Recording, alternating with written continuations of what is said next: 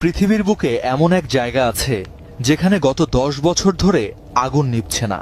না, এটা কোনো আগ্নেয়গিরি নয়। স্থানীয়রা ভয়ে এই জায়গাটির নাম দিয়েছেন দ্য গেটস অফ হেল বা নরকের দরজা। কিন্তু কেন? তুর্কমেনিস্তানের জনমানবহীন কারাকুম মরুভূমির ঠিক মাঝখানে অবস্থিত এই জ্বলন্ত গর্তটি আসলে একটি বিশাল রহস্য। কি এমন আছে এই গর্তের নিচে? কেন আধুনিক প্রযুক্তি ব্যবহার করেও এই আগুন নেভানো সম্ভব হচ্ছে না? গল্পের শুরু ১৯৭১ সালে।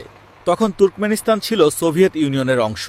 একদল ভূতাত্ত্বিক এখানে তেলের খোঁজে আসেন। তারা ধারণা করেছিলেন এই মরুভূমির নিচে লুকিয়ে আছে তেলের বিশাল খনি।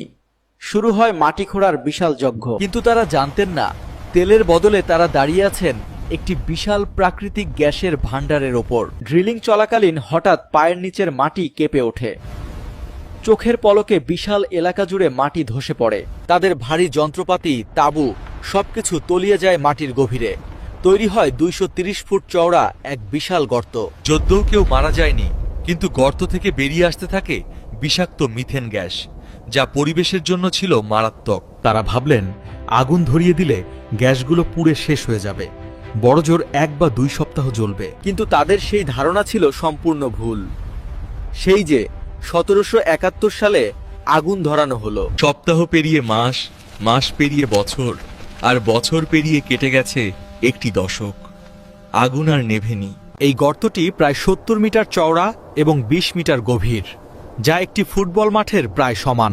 রাতের বেলা এর আলো এতটাই তীব্র হয় যে বহু দূর থেকেও মরুভূমির বুকে এই লাল আভা দেখা যায়।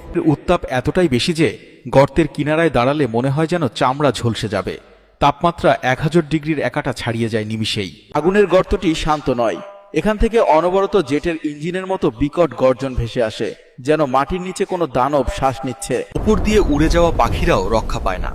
বিষাক্ত ধোঁয়া আর তীব্র তাপে তারা জ্ঞান হারিয়ে সোজা আগুনের পেটে গিয়ে পড়ে। বিজ্ঞানীরা বলেন এটি সাধারণ কোনো আগুন নয়, এটি হলো পৃথিবীর ফুসফুস থেকে বেরিয়ে আসা জ্বলন্ত মিথেন গ্যাসের এক অনন্ত স্রোত। তবে এই নরকের ভেতরে কি আছে?